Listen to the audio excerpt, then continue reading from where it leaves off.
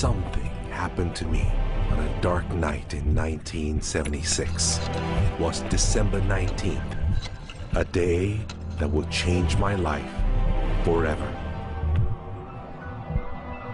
It was the day I died.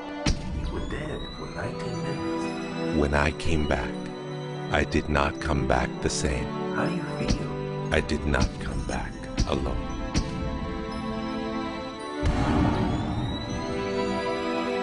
What seemed like days passed in 19 minutes.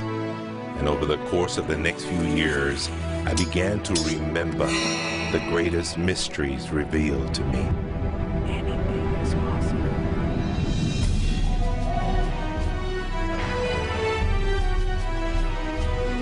I discovered a secret beyond any secret. The sum of all secrets. My eyes have seen the sun. You have seen nothing. It's out there. I will find it. You will find nothing. It's like Solomon's gold.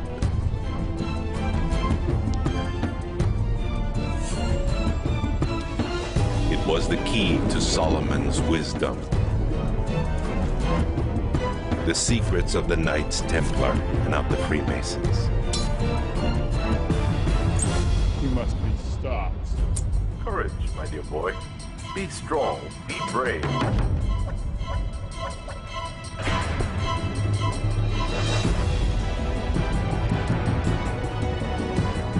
I challenged myself to find out everything I could. I found great teachers who knew this and began to seek them out.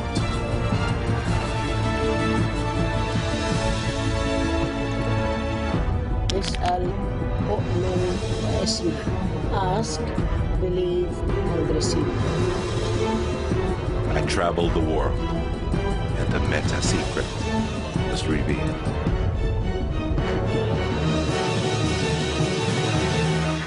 Time has come. I became a messenger to deliver all that was made known to me.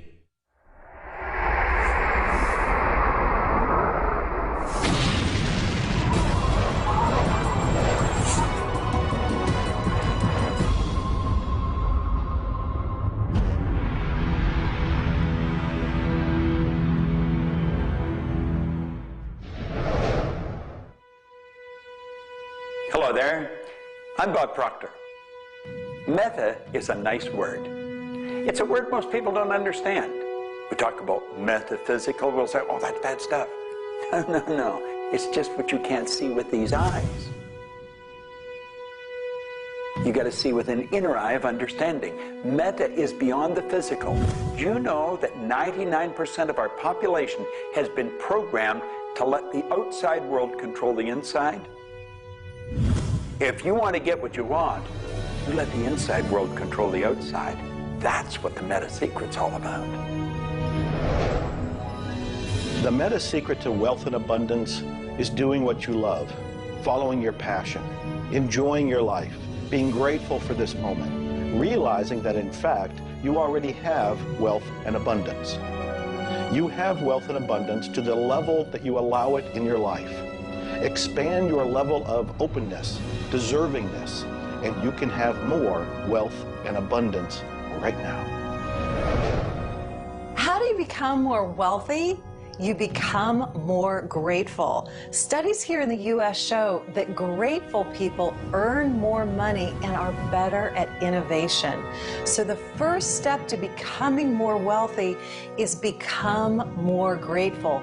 Find the good in your world right now, and you'll take a first step to become more wealthy. The meta secret to wealth is knowing exactly what you want and then being willing to pay the price to get it. Most people think that wealth just comes out of having this impression in your mind that you're going to live an abundant life. And that's an important piece of it, but it's incomplete.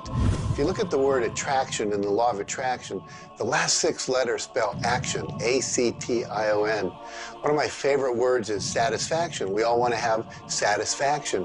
And again, in Latin, satis means enough. enough action, satisfaction, enough action produces the result.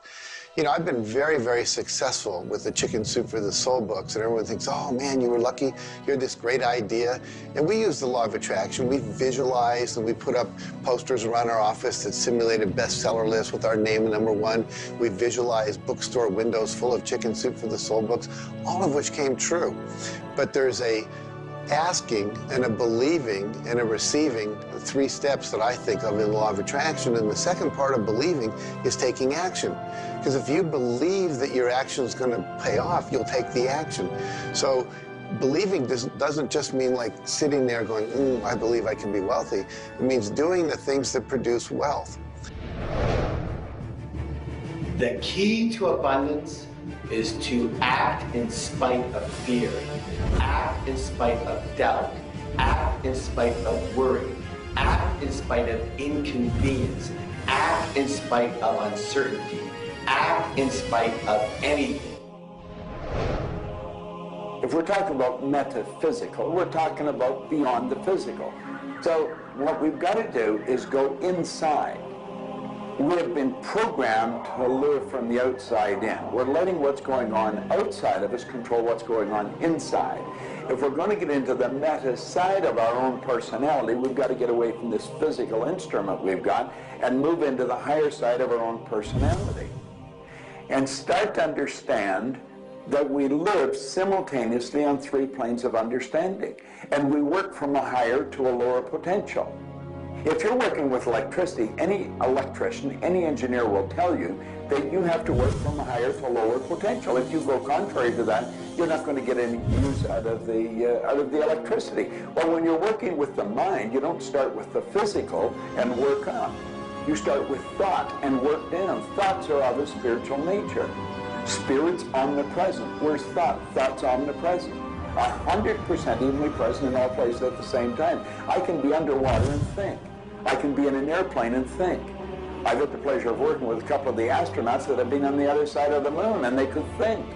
Not only could they think on the other side of the moon, they could transfer their thoughts to somebody here on Earth. It's just a form of telepathic communication. You know, it's been said that if you build it, they will come. I think if you build it, and you build something with true excellence, and you distinguish it in the marketplace, and you come up with a selling proposition, and you are aggressive in your marketing to the world, it's possible that people will come, but it's not inevitable that they will come. And sitting around passively visualizing things is not likely to get the world beating a path to your door. My meta secret about wealth ultimately is you've got to create a lot of value for a lot of people. And if you do that, you will bring a lot of wealth back to you. So by giving service and giving that which helps other people improve their lives, brings joy to them, brings service and products to them, if you do that and you keep expanding that, always be thinking about expanding your service to others. And if you do that, wealth is a foregone conclusion. First thing, quit listening to what everyone else is telling you what to do. And start paying attention to what you want to do. You see, I can look back with my memory, and I can remember going and saying, Mom, Dad, or to the teacher, I want to do so-and-so. And they'd say, now, how are you going to do that? See, what they didn't understand is I didn't know how to do it. But neither does anyone know how to do the things they want to do when they first think of it. You don't have to know how. You know, 2 young bicycle mechanics from Dayton, Ohio, in the United States of America, introduced us to a new kingdom. They were the first ones to fly in airplanes. The whole world believed that you couldn't do that. Anything heavier than air is attracted towards the center of the world. You can't fly. But they wanted to, and so they did. Well, clarity to me is a very different concept than I think a lot of people. The first thing I want to know is, what do you think you're trying to accomplish? The next thing I want to know is, why are you trying to accomplish it? The next thing I want to know is, if you accomplish it, what do you really think is going to happen in your life? A lot of people come to me and they say, I want to grow my business, because I work a lot in the business world, the entrepreneurial world. I teach a concept, achievement concept, a concept that is predicated on taking action and implementing, called optimization. Optimization is getting the highest and the best use and result and outcome of your time, your efforts, your emotion, your life, your relationships. But you can't begin, and this is where a lot of people, I think, really fall down. You can't begin to optimize until you take the time to observe, examine, and identify not all, but the scope of options and alternatives and other possibilities available to you, number one, to achieve the goal, and number two, as an alternative goal. Clarity is power. Just by being clear, you will automatically begin to magnetize things to you, to your life. The law of mentalism is about the mind. Everything that we have ever created, everything that has ever existed, existed first in the mind. All thoughts are the beginning of all things real. All things that you can touch and feel began in the mind. So if you want to be wealthy, you've got to decide what wealth is to you. Define it. What does it mean? How much money do you have to have? For me, financial independence meant having $30 million producing income, which allows me the lifestyle I want without having to work. And so I've achieved that. But I knew exactly what I wanted because I looked at what it would cost me to live my lifestyle. Most people don't know their net worth. They don't know their income levels of what would be required to produce what they want. They say they want to own a yacht, but they don't know what a yacht costs. They don't know what it costs for the slippage fee. They don't know what it costs to maintain a yacht. So go out and create your ideal lifestyle and then figure out exactly what it would cost to live it, and then set that number as the number you want to achieve. Then believe you can achieve it. Visualize it every single day. Take action when the action comes. Ask for what you want. Reject rejection. Give up any idea of failure. Just persevere until you continue on, until you produce the result you want. The law of attraction's a good starting point for thinking about how to improve your life. You want to align your thoughts and your beliefs with what you want your life to be. But the law of attraction itself, by itself, won't allow you to achieve the abundance that you need. There are certain steps that you need to take, and these steps are all incorporated in what we call the meta secret. And the meta secret isn't one solitary method or one solitary system. The meta secret is a combination of tools, methodologies, and ways to understand the world and ways to understand how we can change the world. Until I started looking at who I was and who I wanted to become, nothing changed.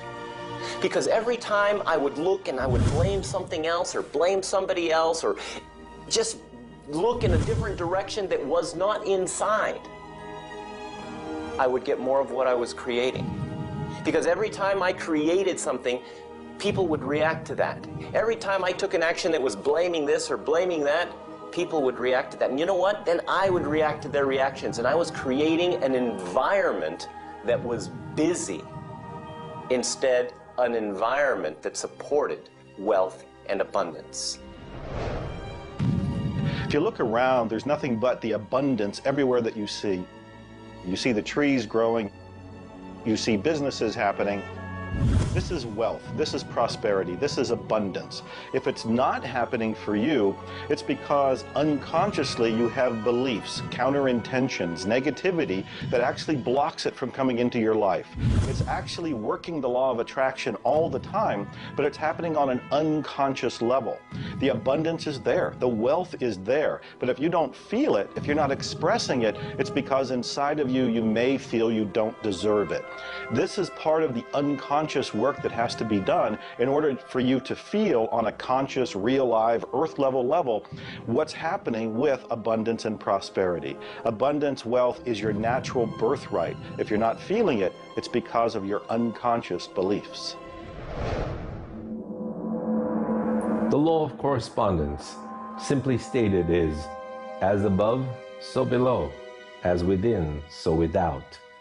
The law of correspondence is simply attesting to the fact that we are human creatures, physically present, but we have minds and we have spirits. So we exist in more than just one plane. We might even be multidimensional beings with multidimensional thoughts, and there may be more to you than just meets the eye. If you want to be wealthy on the outside, you first have to become wealthy on the inside. As above, so below. As within, so without. First, you have to become wealthy in your thoughts. Then you become wealthy in your outer expression of that. You have to have a wealthy attitude. You have to have a wealthy, abundant thought form about who you are and what's possible.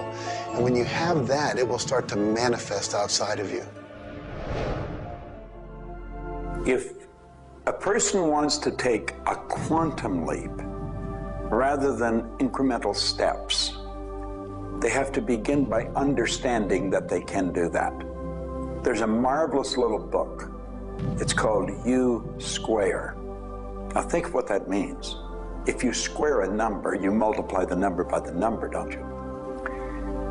Well, when you square, you multiply your potential by your potential. It's astronomical. I mean, you just go off the board.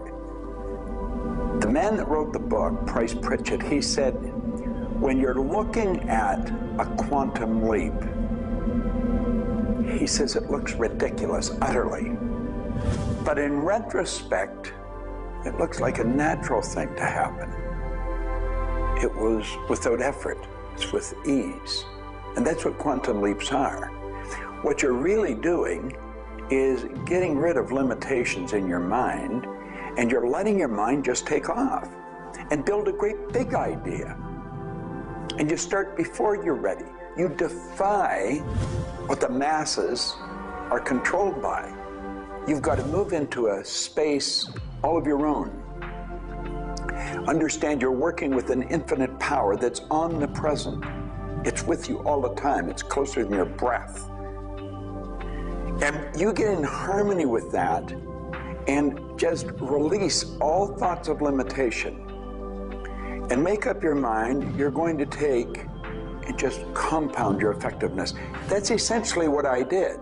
I didn't know what I was doing at the time. I didn't understand quantum leap, but I took my income from $4,000 a year to $175,000 in a year. And then it went over $1 million. And I had no understanding of what happened. Now understand this. I had been raised to believe that if you don't have a good formal education, that you'd never be able to do what I did. If you don't have experience, you can never do what I did. I had 2 months high school and I had a bad work record. But my income went from $4,000 to over $1 million a year. Now you can do that. And the first step is understanding that you can do it. Quit listening to people tell you you can't. And start to see yourself doing something really big. Write it out on a sheet of paper. Begin by saying, I am so happy and grateful now that I have turned my annual income to a monthly income. It's not just about attracting things to you. It's about learning to trust what you're attracted to. You are naturally going to be attracted to certain kinds of people, to certain movies over other movies, to places you want to vacation versus other places, to workshops you want to take or books you want to read versus other books. Trust what you're attracted to. It will take you where you need to go, and it may not always make sense to you. I remember going to a seminar, and there was a woman teaching about how to triple your income in a year. And at that time, I was probably more like a hippie than I am the entrepreneur that I am today. And my wife, who was against making money at the time, thought it was evil when you should be in total service and all this. She said, I can't believe you're going to that workshop where they're going to teach you about how to make all this money. I thought you were more spiritual than that. I said, honey, I don't know why. I'm attracted to that workshop. I'm going to go there. So I sat down, the woman next to me, we started talking. It turns out she was a veterinarian. And it turns out that our cat had feline leukemia at the time. And I started talking to her about that, and she said, well, I'm the world's expert on feline leukemia. And I said, well, I've heard there's no cure for that. She said, no, there actually is a cure, and I can teach it to you. And so she called my veterinarian, told him what to do. My cat lived for many, many more years than the local vet thought it should. But see, I was trusting my attraction to go to that seminar, and it led me in a path that saved my cat's life, which was not where my conscious thinking was, but it was a very important goal to me to keep my cat alive. Those kind of things will start to happen. Most people are uncertain about something. They're uncertain about their next step. Here's your message. Do it. Do it. Whatever you're uncertain about, do it. Take the step. You will learn so much more. You'll get so much further faster by actually getting in the game than doing it, than thinking about it forever. One of my sayings is, one step in the right direction is worth 100 years of thinking about it. The law of correspondence, the law of mentalism, and the law of vibration all combine to help you understand that the notion of wealth is arbitrary. You're always wealthy in comparison to someone else. You choose a person to compare yourself with, or your wealth or your level of wealth with, and then you decide at that point to be happy with the situation or to be unhappy, and therefore change it. All of wealth is subjective. Understand this, and you understand that there's an ebb and a flow to your finances. The more comfortable you are with how you interact with the world, with the value you give in the world, with the service or the product that you give the world, then you begin to realize your place in the world. And by realizing this, you participate in the abundance that is all around you at every moment and at every time. It is all yours. From the beginning, it was yours. Until the end, it will always be yours.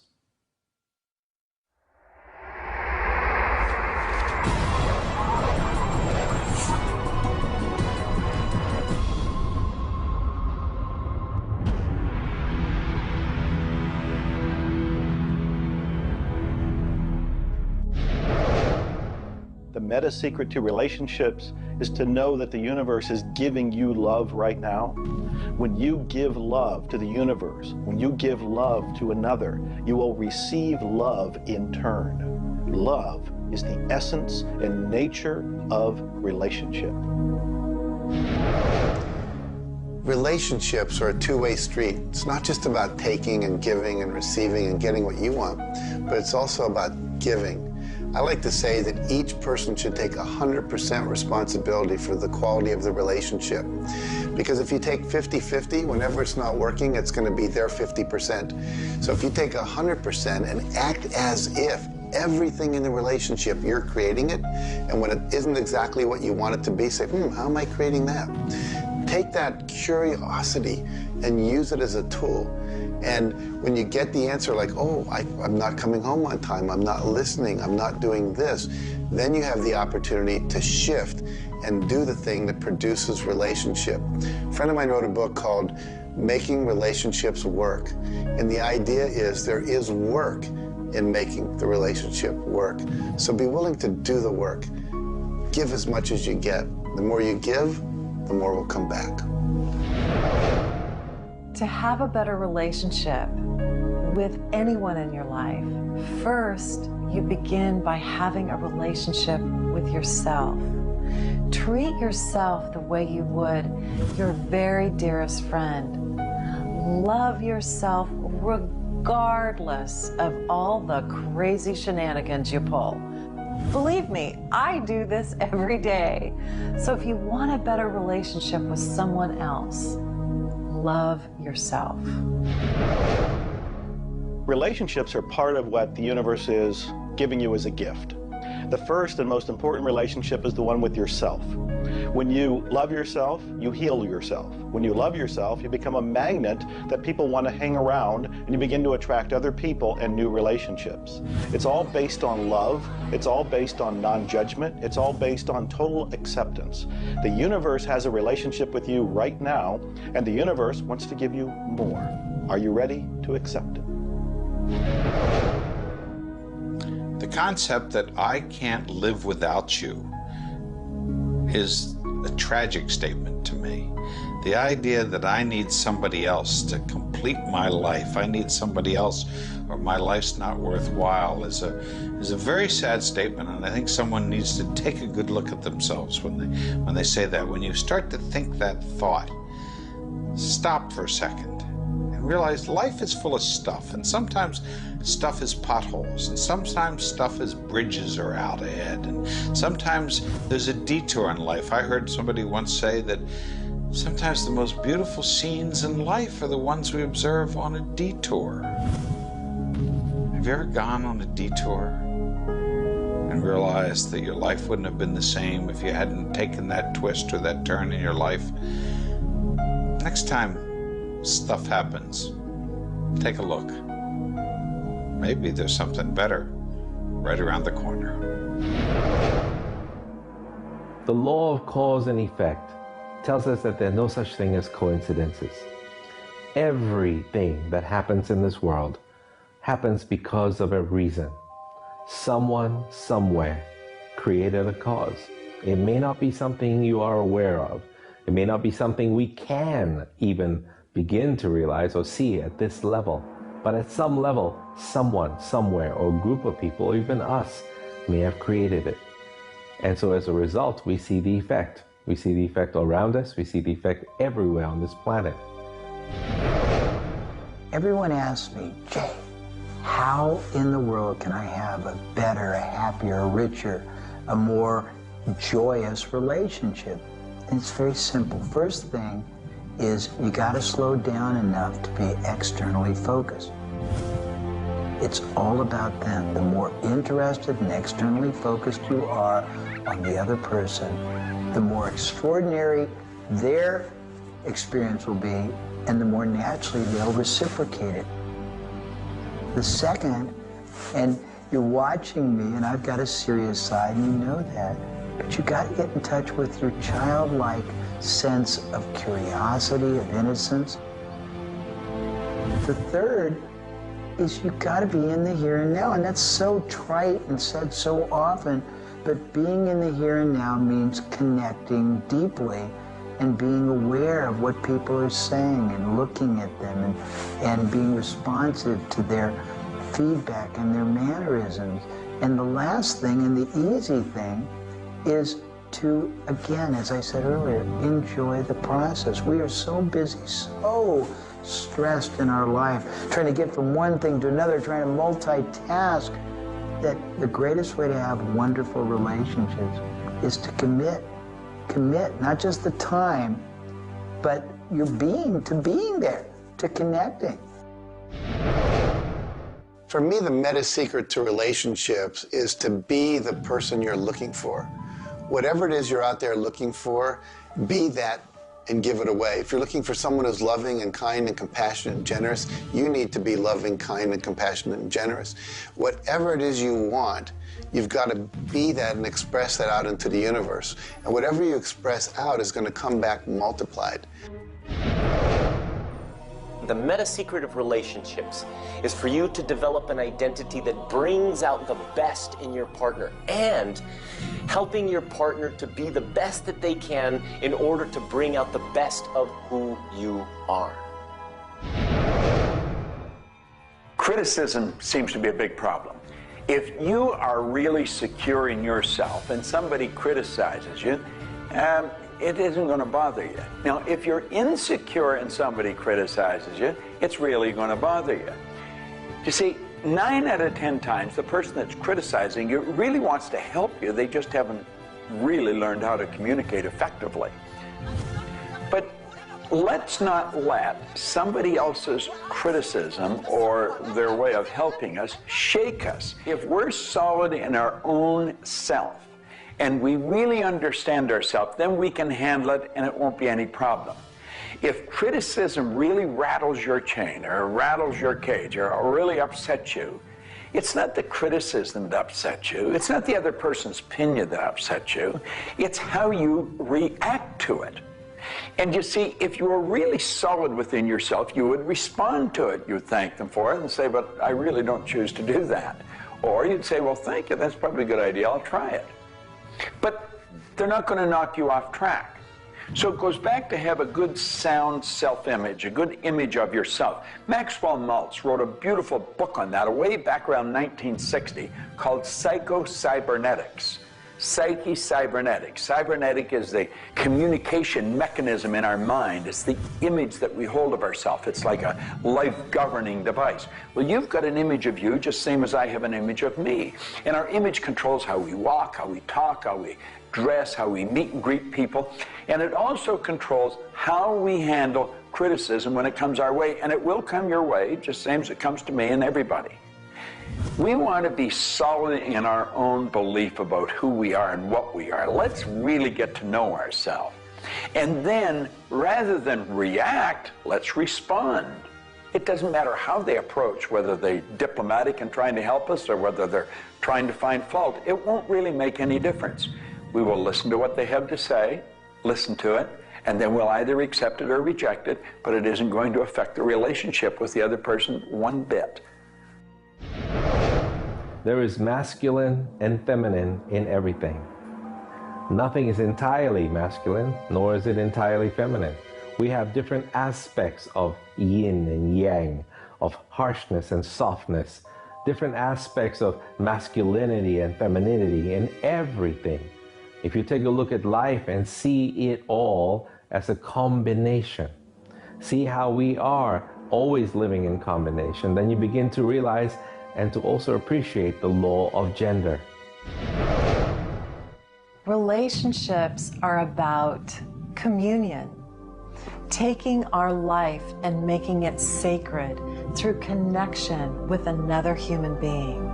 So communion and making sacred is what relationship is all about. You know, there's a lot of lonely people around. And if you're lonely, I'm going to let you in on a secret. You're always going to be lonely until you become friends with yourself. If you're looking for company outside of yourself, you're looking in the wrong place. You want to go inside. And when you get to really look at you, you're going to feel so good about you. You're going to love yourself. Now, you see, as a little kid, you were probably taught, don't love yourself, that's conceit. I know I was, and most of the people I know. That's not conceit. That's a healthy, conscious awareness of who we really are. I'm not talking about an ego trip. I'm talking about really becoming acquainted with yourself. You've got to build a good relationship with you, or you're always going to be lonely. When you get angry, look at it as, okay, this is a gift. I need to release something here. And in that process, relationship becomes a school for growth instead of just like it's someone that's going to please me. Look at how can I serve them and how can I learn from them, as opposed to how can I manipulate them to give me all my needs met. If you do that, you're going to end up with a much better relationship. If you're in a relationship where you're not experiencing full love, the way to change it is not by changing the other person. It's by changing yourself. You look within yourself and you start to feel grateful for everything about you. As you change your relationship with yourself, magically, the outside relationship will change as well. You will suddenly see it transformed. You will suddenly see that there's love in that relationship with that other person. But you don't change the other person. You change you. A lot of people spend valuable time in their life focusing on the past. I could probably spoil your week if I reviewed the first 26 years of my life. My life was a mess. And you know, at the end of 26 years, imagine living for 26 years and looking at yourself, you're unhappy, sick, and broke. I had a guy look at me and he told me I was one of the most miserable people he had ever met. And he was right. I was plain miserable. He said, you're always sick. I didn't have a terminal illness or anything, but I was always backache, headache or something, and I was always broke. He said, why don't you change it? Well, as long as I kept focusing on what led me to this point, which was a bad trip, I was going to create more of the same. And he said, let it go. Forgive it. If you're looking for love and not finding it, it's no doubt because of a lack of forgiveness in some area of your life. This is true for all of us. You want to look in your life, look at your past, look at all of your relationships, and ask yourself, where have I not forgiven? Myself, my parents, my siblings, my neighbors, my relatives, my business partners, where have I not forgiven? When you go and forgive, you release the energy that allows the law of attraction to bring new love and new relationships into your life. How do you do this? You look and ask yourself, where have I not forgiven somebody? Somebody's going to come to mind. It could be you. The second thing you do is say, can I forgive them? Can I forgive myself? Whether you say yes or no, you move to the third part of this, and you start to wonder, what made that person act the way they did at that point? What made me act the way I did at that one point? And you start to go deep into understanding the psychology of behavior, and you realize we're all doing the best we can, yourself included. At that point, when you can forgive yourself and you can forgive these other people, whoever it might be, for whatever may have occurred, when you forgive them, you release all of the energy that's been stuck psychically within your own mind and your body and your soul. And when that releases into the universe now has an open pathway to return to you new love, new relationships, new blessings. It all begins with forgiveness, and you can do that right now. When we talk about love, we're talking about the greatest word in the world. Leadership is a great word, but no word compares with love, because without love, you're dead. There's life in love. There's forgiveness in love. There's really everything. There's thankfulness in love. Now, the problem is learning where do we start, because we find sometimes in families there's no love. In marriages, there's no love. But we quit looking around. If we start learning, it begins with me. And when we start learning, we're not too loving ourselves. And it begins with your learning. To me, you could say you're loving, but unfortunately, you love people you like. Love has to be unconditional, loving those you don't like. Now, in my case, when my wife married me, she said she loved me. I told her I loved her.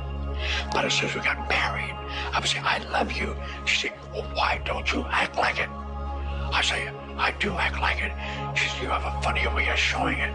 I say, well, I love you enough to die for you. She says, try living a little. And so I discovered, as loving as I was, I didn't fit her definition. The law of gender, the law of vibration, and the law of rhythm. All of these figure in relationships. You see, love is a dynamic.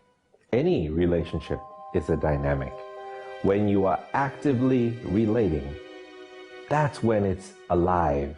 That's when it's fun.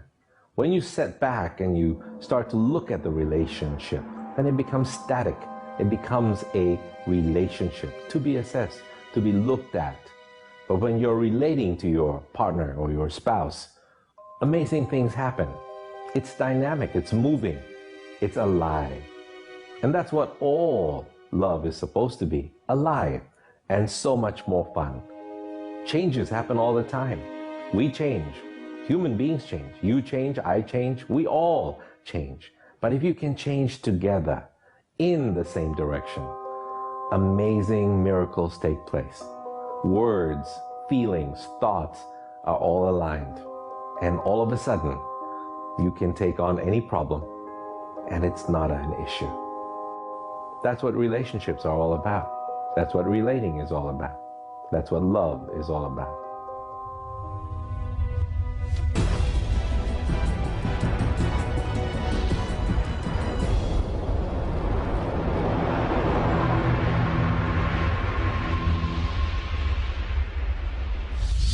はじめに言葉劇、すなわち、クリエイターなるものはやはり言葉、振動を用いて全てを設計されたんではないかと思うんですね。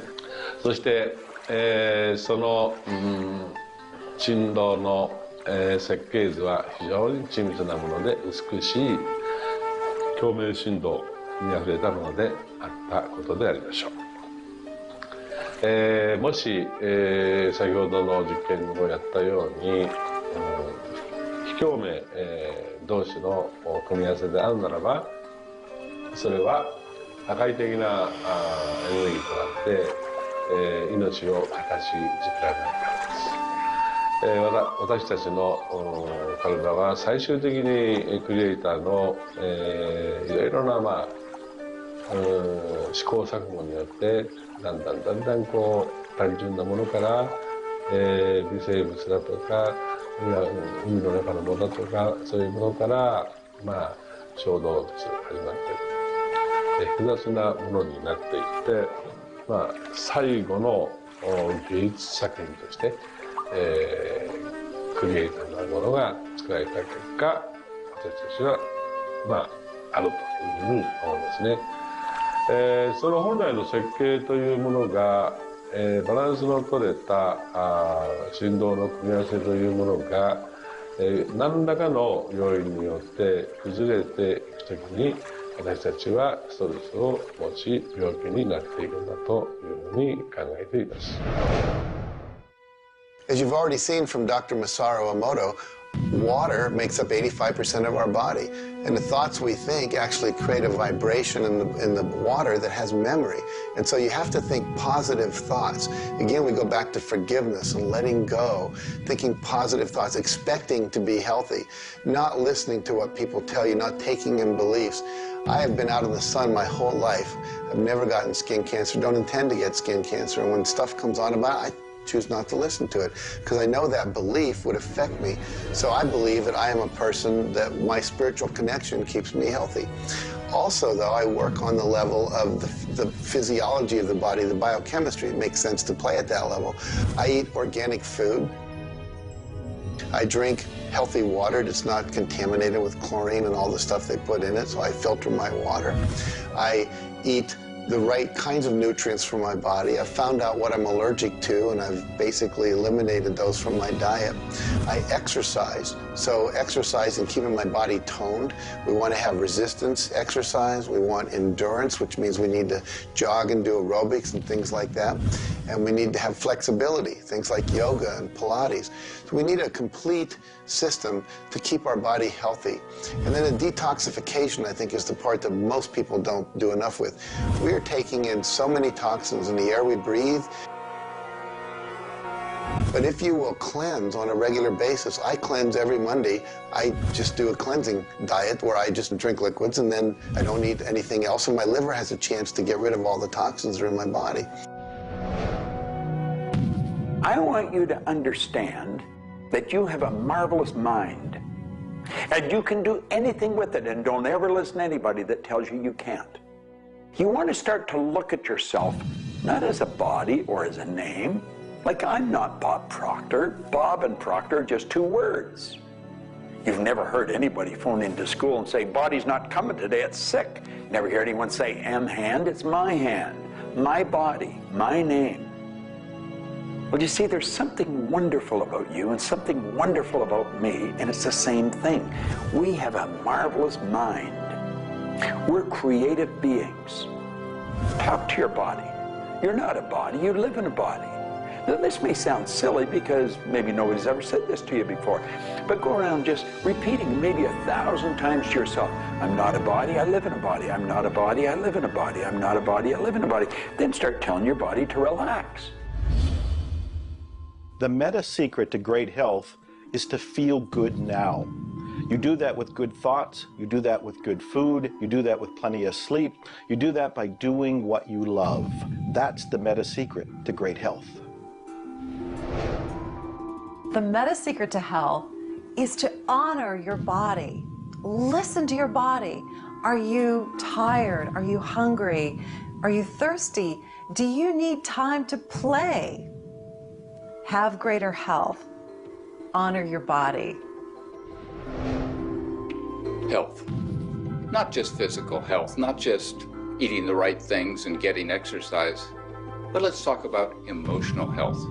This means doing what you love, loving what you do, looking forward each day, researching, helping other people, giving back. This is the meta secret to emotional health. To me, recognizing the divine component in us has a twofold effect. On the one hand, it's incredibly humbling, because how many of us really live up to being godly? How many of us really maximize the God-given talents that we're given? How many of us really live lives of fulfilled potential? So on the one hand, it's kind of intimidating, but on the other hand, it's very inspiring. It's inspiring to think, I, as a human being, am capable of being godly. I'm not God. I'm not going to confuse myself with God, but I am capable of being godly. I am capable of a goodness which can resound around the world. I am capable, like God, of using language to bring things into existence. An architectural drawing is the languaging of a building into existence. A marriage contract is the languaging of a relationship into existence. Any sort of contract does that. A novel creates a world that may be more real to us than the so-called real world that we are living in. And being godly is both an obligation, which frankly I feel I fall vastly short of, but also an incredibly inspiring opportunity. And the ancient traditions, not only the one that I come from, but really all of them, teach us this. The law of rhythm is the very fabric of life itself. Rhythm is everywhere. Things are born and things die. We move into a season and we move out of a season. We go within and we go without. We change. Rhythms flow in our emotions as well. You cannot always be feeling happy. Sometimes you'll feel sad, you'll feel down, and then you'll come out of it. Whatever goes up must come down. You've heard the language. Rhythm is exactly that. And the minute you begin to realize that all of life is all about the law of rhythm, then you can flow easily in bad times and then have more fun in happy times. When you start to expect rhythms, know that if you're happy in one direction, you can also be unhappy in the other direction. The law of rhythm surrounds us, works with us, and if you master it, there's nothing you can't do. The meta secret to health and having amazing energy is the ability to look at your world from a perspective that, hey, things aren't always going to go your way, but you know what? As long as you always do your best, as long as you are focused on what you achieve and what you're trying to accomplish, then it's all going to work out.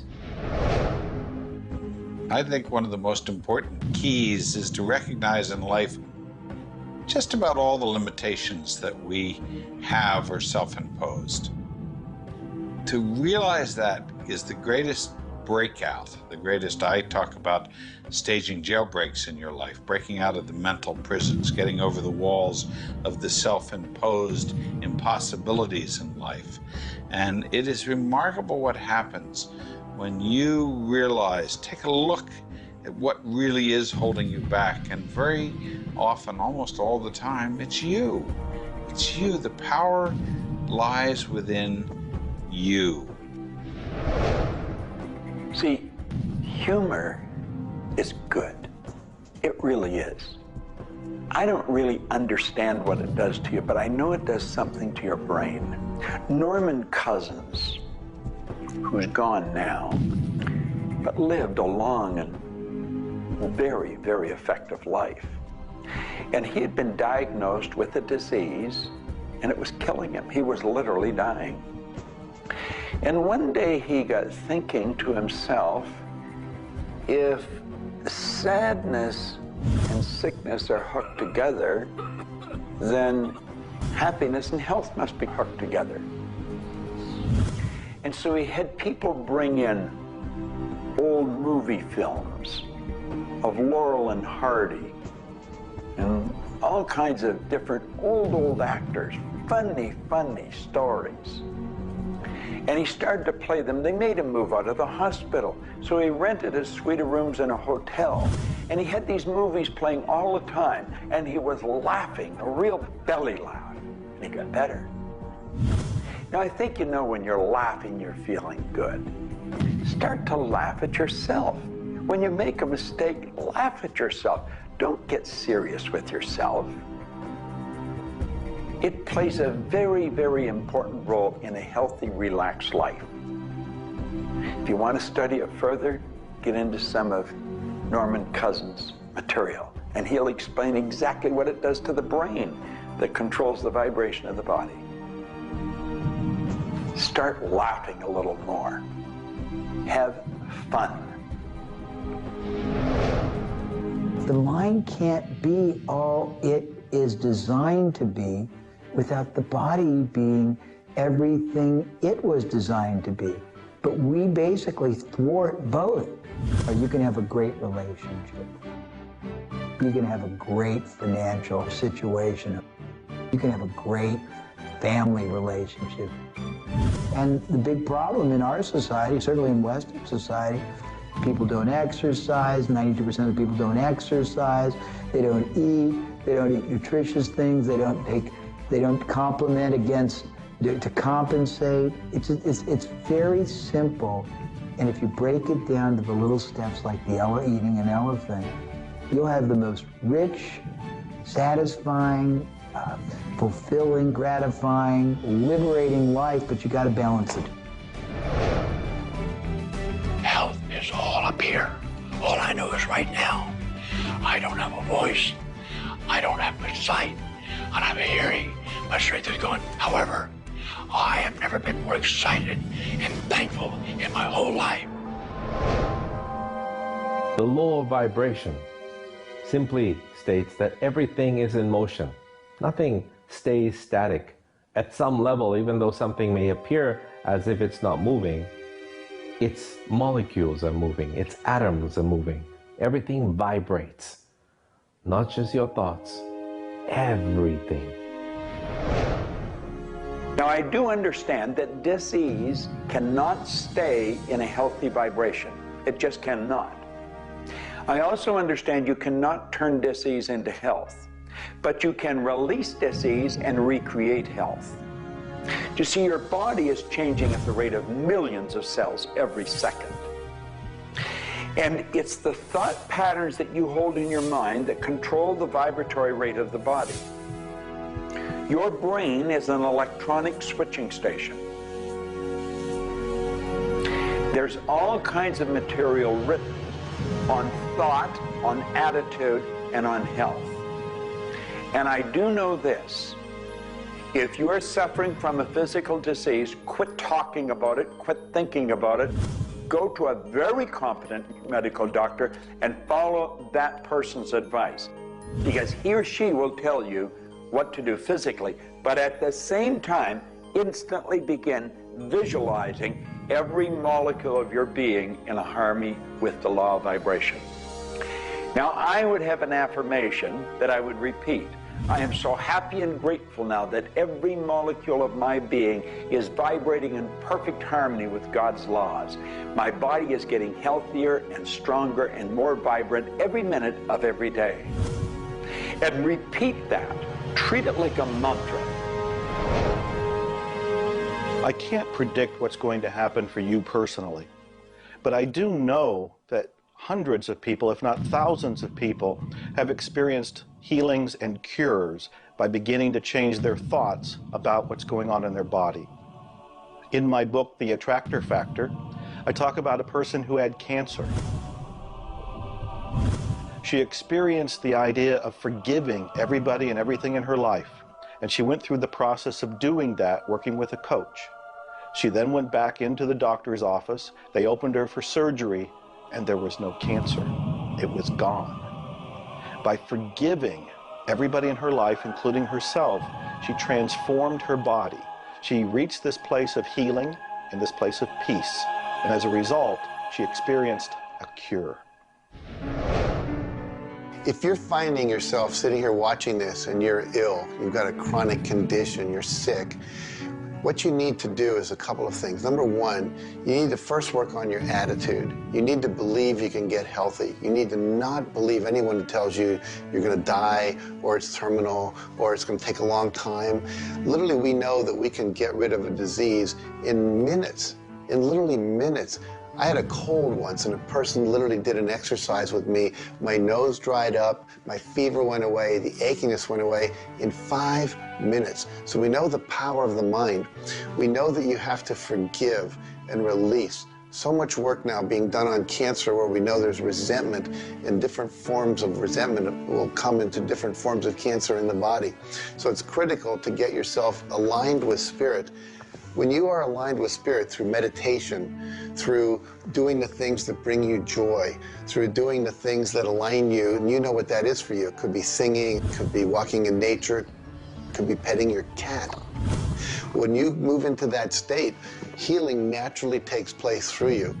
There's this innate, natural healing ability that's always working to heal you if you get you out of the way. By you, I mean your ego mind, your beliefs, your fears, your doubts, all of that stuff, all of the resentments you've held that you haven't released, that will keep you sick. So you've got to do some kind of work to get into a spiritual alignment and to release the negativity. Emotional pain is very real. It's like sorrow and grief. Like grief comes in waves. It just sort of overcomes you and then it sort of fades away. You could have experienced some traumatic situation, anything from rape to the loss of a loved one or being held up, where somebody invaded your privacy in some way or another. And it causes deep emotional pain. What we want to realize is that we are bringing that on ourselves. You say, well, wait a minute, you're not bringing it on yourself. No, but you're reliving the situation. We've got to separate ourselves from the incident, from the situation. We've got to realize that it's a very real part of life and attempt to separate ourselves from it and deal with it as best we can and then let it go. Otherwise, we're going to carry it with us and we're going to keep experiencing it over and over and over again. どうやってわかるか。振動という、まずそもそもその水の結晶とは何かということになりますけどね。結晶というのはやはり情報だと思います。で、情報というのはバイブレーションですね。で、バイブレーションのデザイン家が雪の結晶あるいは水の氷結結晶という形になって現れてきていると思いますが、やはり我々がなんで美しいとか醜いだとかそういうような認識能力があるのか、あるいはそれだけには全人類本当に、一緒の価値観を僕は持っていると思いますが、それはもうやはりクリエイターがそのように設計されて、いるからだと思うんですね。それが崩れちゃったらもうこれはもう本当にどうしようもないんだけど、その美醜というのが我々の美しさ、ごめんなさい、バイブレーションの健全さということにつながっていると思います。水は神が自分の意識機あるいは意図をまんべんなくこの宇宙に伝えるためのキャリアとして、作られたものだと思いますね。ですから水が別の言葉で言うならば神の、一種のメッセンジャーということになると思いますね。それの形が大げさで言えば結晶という形で表されていると。で神にとってふさわしくないなと思うような現象については水はやはり結晶的にノー、良いものはイエスという判断を示すというふうになっていると思うので、それがなぜできるのかということになってくると、これはまた僕にとっては来世の研究課題かもしれません。Stress is caused, in my opinion, when we take our power and give it to the problem. We want to maintain the power. I'm in control of me. The power is going to stay with me. I am not going to let the condition, the circumstance, or the challenge that I may be facing control me. You can make a decision right now that you are going to maintain your power and you're going to let everything outside stay outside, and you know that when you're in a totally relaxed state, the solution to problems come.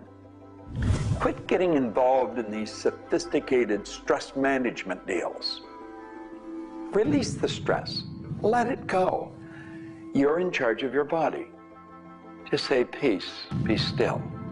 Visualize a beautiful lavender energy flowing right into the crown of your head and circulating right through your body. And then start to imagine every molecule of your body vibrating in perfect harmony with God's laws. You're totally relaxed. You're in charge of yourself. There is no stress where there's relaxation. Be calm, peace, be still. Don't even use that word anymore. Get rid of it. Release it.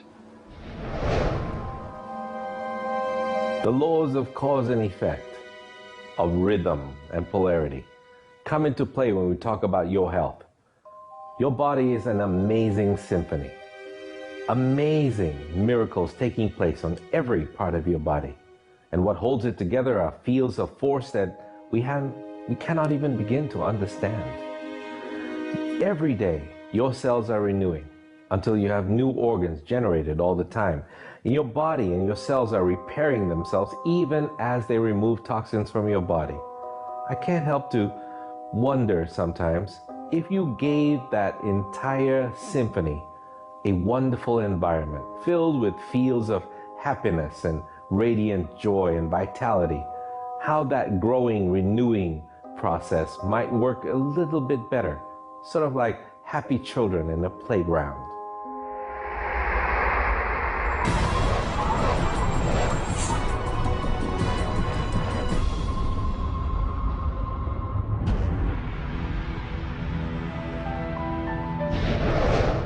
Here's the paradox of being human. Real happiness is only available in the moment. If you're brooding on the past or obsessed about the future, even if you're looking forward to something that could be magnificent in the future, it's not quite the same sort of anchored contentment that you get from really being in the moment.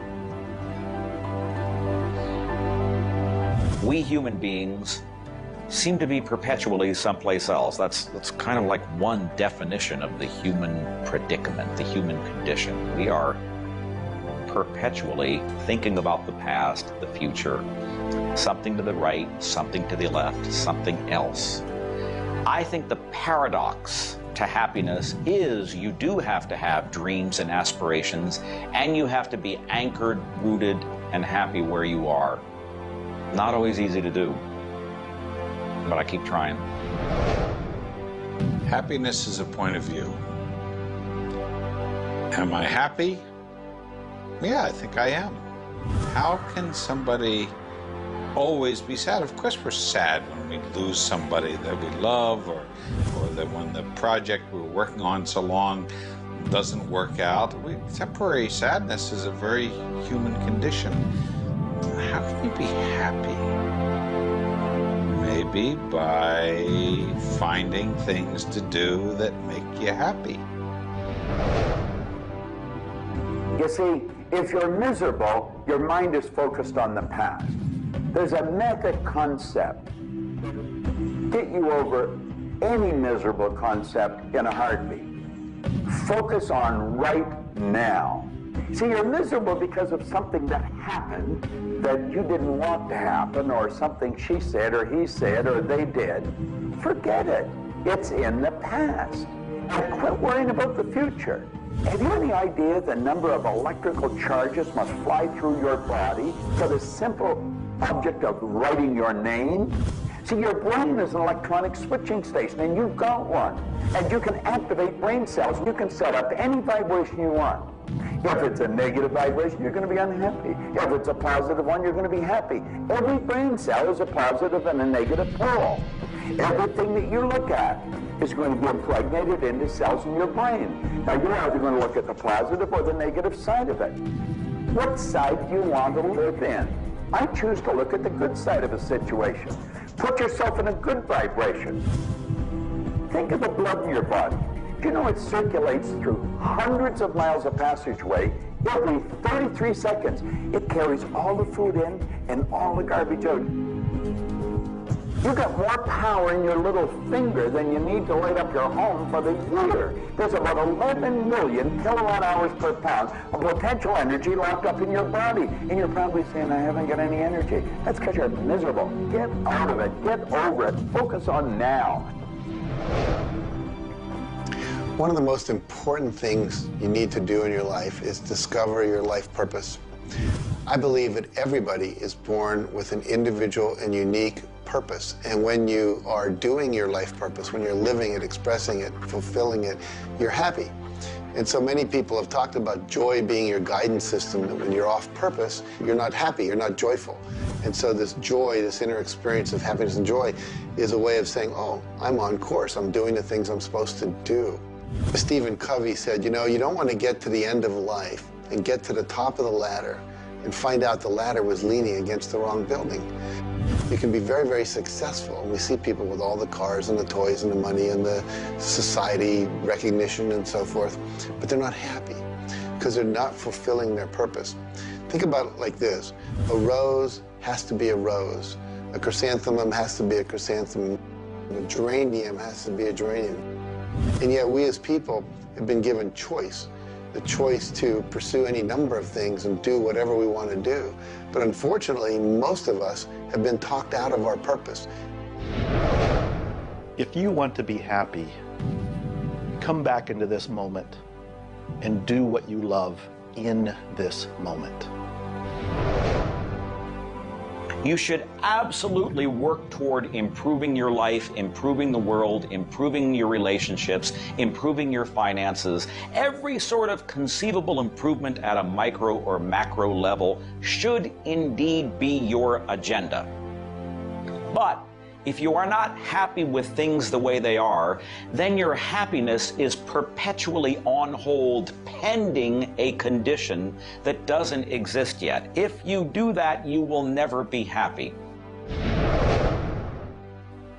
You have to realize that the point of power in your life is in this moment.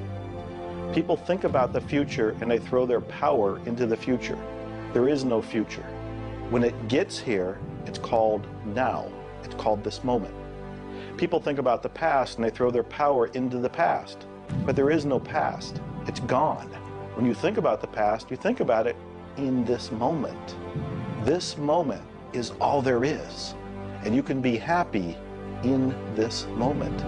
When you are, everything is taken care of. All is well. Happiness and achieving happiness is a process. It's not something you achieve right now and you're done and you have your happiness. It's something that you're constantly attaining and re-attaining through life. And the way to do that is to really understand what brings contentment in your life and to achieve that. And one of the key things to remember in terms of happiness is that part of this process is sharing happiness with other people. The more we share happiness and the more we teach other people how to bring happiness and fulfillment in their life, the more we'll be happy and fulfilled. So continue with your journey of greater fulfillment, and you'll have more happiness in your life.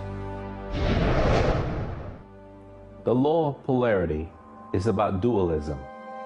Everything exists in relation to something else. There is no person that's entirely good. There is no person that's entirely bad. There is no entirely hot or entirely cold. It's always hot in relation to something else that's colder. It's always colder in relation to something else that is hotter. We move in directions as opposed to moving in a static field. We always move from one place to another, from one thing that's more pleasant to something that's less pleasant, or something that's unpleasant to something that's more pleasant. There is a movement, and this movement exists because of polarity. Happiness is what you want, and happiness you can have right now. Why aren't you feeling happy? Why isn't anybody feeling happy? Because psychologically they use unhappiness as a motivator. They think by being unhappy, angry, desperate, frustrated, whatever the feeling might be that's not happiness, that it will whip them forward. It'll make them take action. And it's something that actually shoots themselves in the foot. Because when you are happy now, which is available to you right now, you know what your choices are. You can see what your decisions are to be, and you can more clearly decide on what to do next. It comes into really understanding something about ourselves. We should start at a very early age, and we should ask ourselves, who am I? You know, what really makes me tick? And get to know ourselves. We're in a hurry to get a car or build a business or buy a house. We should introduce ourselves to ourselves. School hasn't done it. Our parents aren't doing it. You go to work for somebody, they're not going to do it. So if you don't do it for yourself, you're not going to do it. This deals between you and yourself. Pogo said, we have seen the enemy, they are us.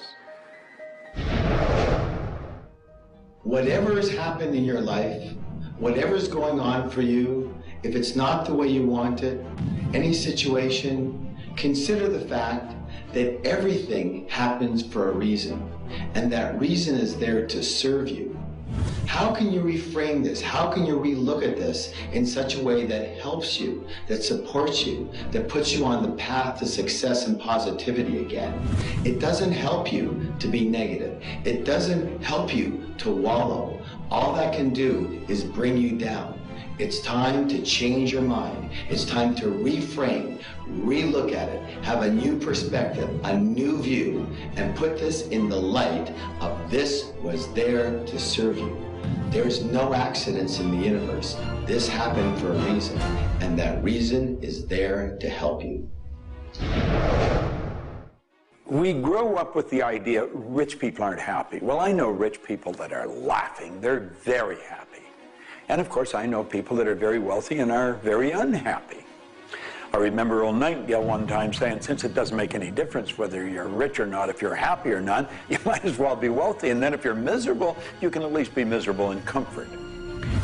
We've got to understand that all the money in the world is available to us, but we have to earn it. Now, that does not mean we should work. This is where the meta secret really comes into play. Working happens to be the very worst way to earn money. We should work for satisfaction. People should go to work at what they love doing. When we think of work, what we're really talking about is how we spend our days. Work has probably a bad energy attached to it. We should spend our days doing what we absolutely love to do. When it comes to the fear of failure, you look at your life and you ask, if I pursue my dream, my passion, my love, and it doesn't work out, will I still be okay? Can I still love myself? Will life still go on? When you realize that the answer is yes, you remove the fear of failure. When you remove the fear of failure, you have energy to go forward and actually make it a success. Well, what about the fear of success? When you are successful, you can make a difference in the world. If you really want the world to be a happy, prosperous place, contribute a happy, prosperous person to it? You. The meta secret to happiness is that there is perfection in imperfection. That when we accept our environment for what it is and the people around us for who they are, we can make a big difference. Happiness. What makes you happy? Everyone is not the same. For me, it's research. I love researching and writing and putting multimedia programs together. And this allows me to do something else that I love, traveling the world. I travel more than 6,000 miles, that's 9,000 kilometers, every week. I've been to more than 52 countries. I board an airplane every 2.5 days. I've been around the world more than 16 times in just a couple of years. I enjoy that. Meeting new people, meeting new audiences, helping people. What makes you happy? That's what makes me happy. A key component to lift yourself out of depression is human connection. Go connect with another human being. Another powerful tool is movement. And a third is laughter. Go play and have some fun and watch your spirits begin to lift. The meta secret of life is to realize that the journey is the thing. I believe the first thing a person should do is establish a purpose. Why are you even here? Why do you get out of bed in the morning? Why are you living? I honestly believe every one of us are hardwired to do something. So how do you decide on your purpose? You decide on it by asking yourself, what do I really love doing? So you have your purpose. This is what you're going to do with the rest of your life. And then you build a vision. Then your goal is taking a bite out of that vision. Now, when you do that properly, you're going to love what you do. When you wake up in the morning, you can't wait to get going, and you're going to be doing it until you go to bed at night. Therefore, all of your day, all of your hours are filled doing with what you love to do. That's called living. Everything else is dying. See, there's a basic law of life. It says create or disintegrate. You're growing or dying. Find out what you love, dedicate your life to it. Most of us, when we approach happiness, are looking for someone out there to make us happy, some event to occur, and then we'll be happy. If I get to the retirement stage, if I get my car, if my wife is nice to me, if my son comes home on time, then I'll be happy. The truth is, happiness is an inside job. It's a choice. When I have an expectation on how someone else should be, I've given my power over to them. What I want to do is simply learn how to create joy and happiness inside myself. And we can do that in numerous ways, by doing the things we love, by focusing on the good qualities in ourselves, by choosing to focus on the good qualities in others instead of being judgmental. Once we realize that happiness is an inside job, and I get to be as happy as I choose to be, not as happy as other people make me, the reality is I can move into a state of pretty much constant joy and bliss. Stuff happens. Life happens. And then you get to choose. Look, you have a mission to do. You have to find meaning in your life, and you have to share it with others. There's a whole world out there that is suffering, that is in survival. They are grieving and they are hurting.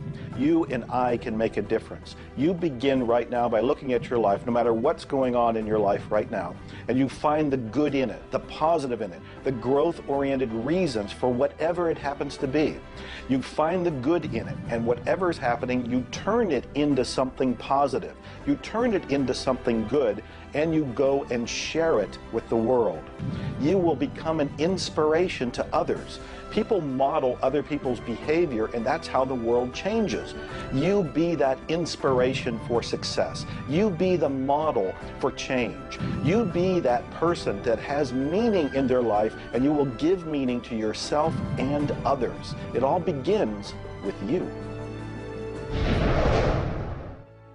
You have always had, you have at this moment, you will always have in the future, the power to achieve, to accomplish, to have anything and everything you want in the terms of monetary wealth, prosperity, in terms of health, in terms of happiness, relationships.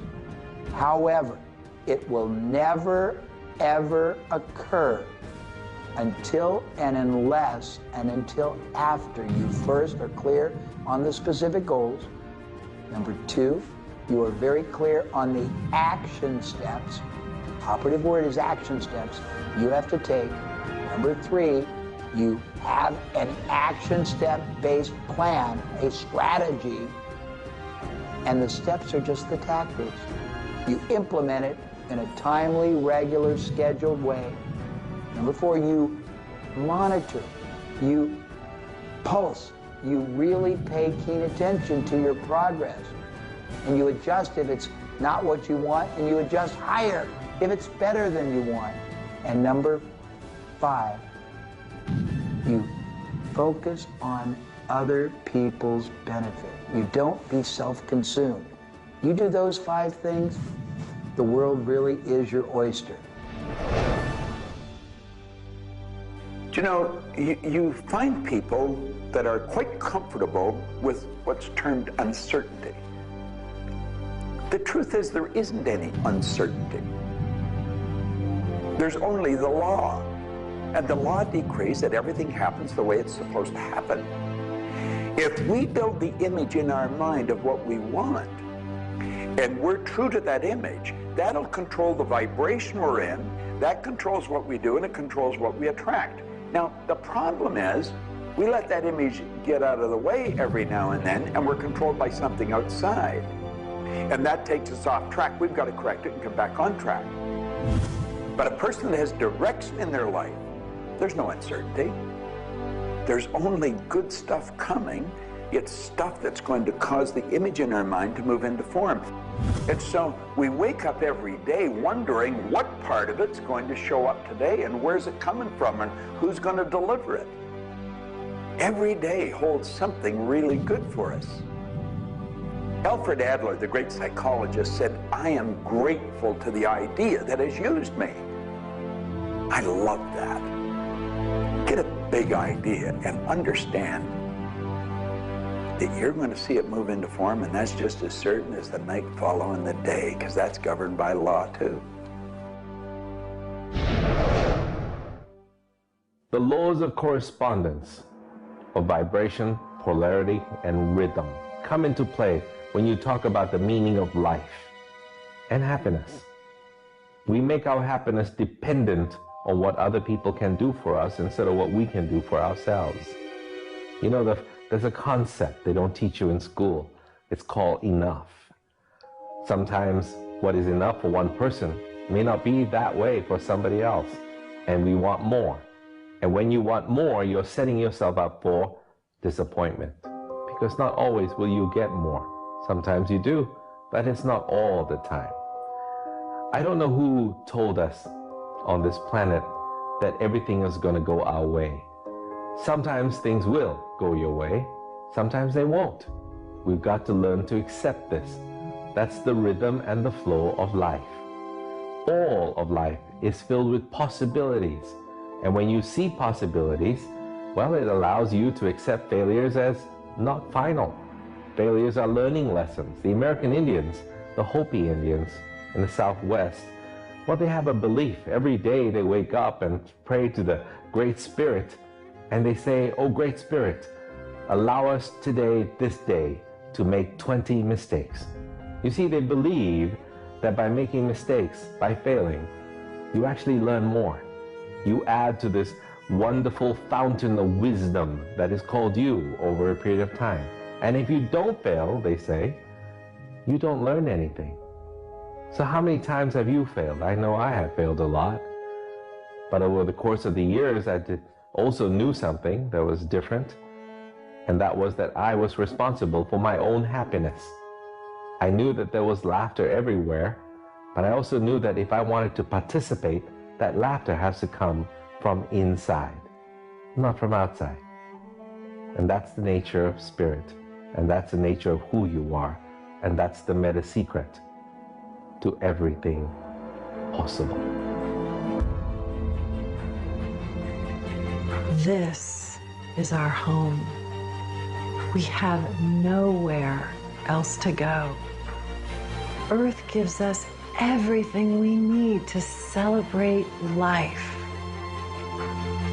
Everything you do will either hurt or heal our planet.